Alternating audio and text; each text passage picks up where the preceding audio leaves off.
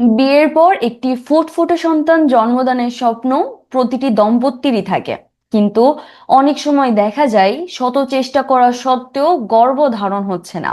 ডাক্তারের কাছে গেলে পরীক্ষায় সব স্বাভাবিক আসে, কিন্তু যখন ডাক্তার জিজ্ঞাসা করেন আপনি কি সঠিক সময় চেষ্টা করেছেন, তখন এই প্রশ্নটি অনেকের কাছে অপরিচিত লাগে।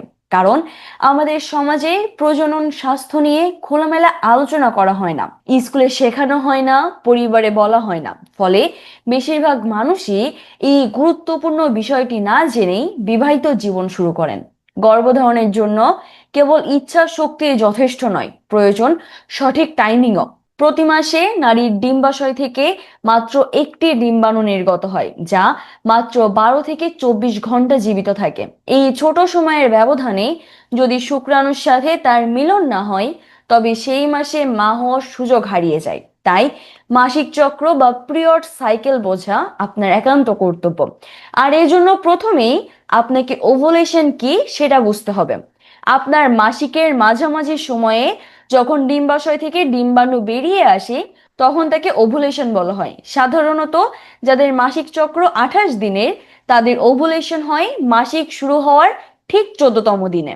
ওভুলেশন নিয়ে আমার চ্যানেলে একটি বিস্তারিত ভিডিও আছে, আপনি চাইলে সেটা দেখে আসতে পারেন। তাহলে সেক্ষেত্রে এই ওভুলেশন ও ওভুলেশন পিরিয়ডটা ঠিক কি আপনি আরো ভালোভাবে বুঝতে পারবেন। আপনাদের সুবিধার জন্য আমি ডেসক্রিপশন বক্সে ও পিন কমেন্টে লিংক দিয়ে দেব, আপনারা সেখান থেকে দেখতে পারবেন। দ্বিতীয়ত, সহবাসের সঠিক সময় জানা। শুক্রাণু আপনার শরীরে 5 দিন পর্যন্ত জীবিত থাকতে পারে, তাই আপনার ওভুলেশনের ঠিক আগের দিন এবং ওই দিনের মিলনই গর্ভধারণের সাকসেস রেটটা অনেক বাড়িয়ে দেয়। আপনি যদি মাসিক শুরু হওয়ার দিনকে 1 নম্বর দিন ধরেন, তবে 10 থেকে 18 দিনের মধ্যে একদিন অন্তর অন্তর সহবাস করা আপনার একান্ত কর্তব্য। এই সময়টিকে বলা হয় ফার্টিল উইন্ডো। তবে যদি আপনার অনিয়মিত পিরিয়ড হয়, তাহলে কি করবেন?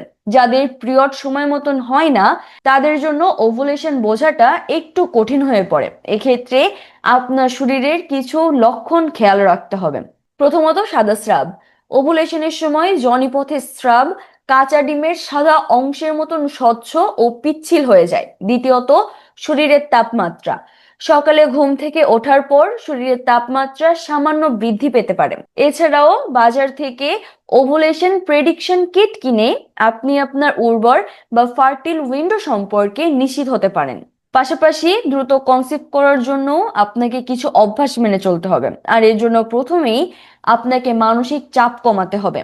স্ট্রেস বা দুশ্চিন্তা আপনার হরমোনের ভারসাম্য নষ্ট করে, যা ওভুলেশনে বাধা দেয়। তাই আপনাকে সব সময় হাসি খুশি থাকতে হবে এবং একদম দুশ্চিন্তা করা যাবে না। দ্বিতীয়ত, ফলিক অ্যাসিড ট্যাবলেট খেতে হবে।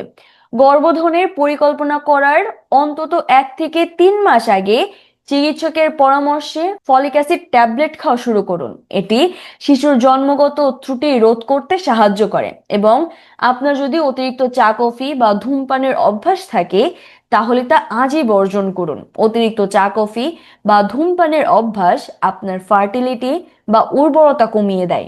মনে রাখবেন, যদি নিয়মিত চেষ্টার পরেও 1 বছরের মধ্যে বা বয়স 35-এর বেশি হলে 6 মাসের মধ্যে যদি গর্ভধারণ না হয়, তবে সময় নষ্ট না করে একজন ফার্টিলিটি বিশেষজ্ঞ বা গাইনোকোলজিস্টের পরামর্শ নেওয়া আপনার একান্ত কর্তব্য। সঠিক চিকিৎসায় অনেক জটিল সমস্যার সহজ সমাধান সম্ভব।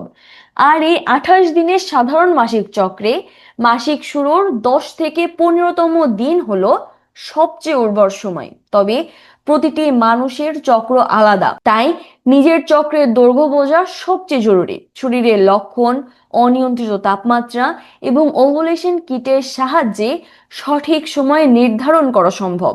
সুষম খাবার, সঠিক ওজন, মানসিক শান্তি এবং ধূমপান বর্জন গর্ভধারণের সম্ভাবনা আরো বাড়িয়ে দেয়। তবে সবচেয়ে গুরুত্বপূর্ণ হলো সন্তান লাভের প্রচেষ্টাকে মানসিক চাপের উৎস না বানিয়ে এটিকে জীবনের একটি স্বাভাবিক প্রক্রিয়া হিসেবে দেখুন। ধৈর্য ধরুন, স্বাস্থ্যকর জীবনযাপন করুন এবং প্রয়োজনীয় বিশেষজ্ঞের সাহায্য নিন। আপনার পরিবার সম্পূর্ণ হওয়ার স্বপ্ন পূরণ হোক। সুস্থ থাকুন, ভালো থাকুন। ধন্যবাদ সবাইকে।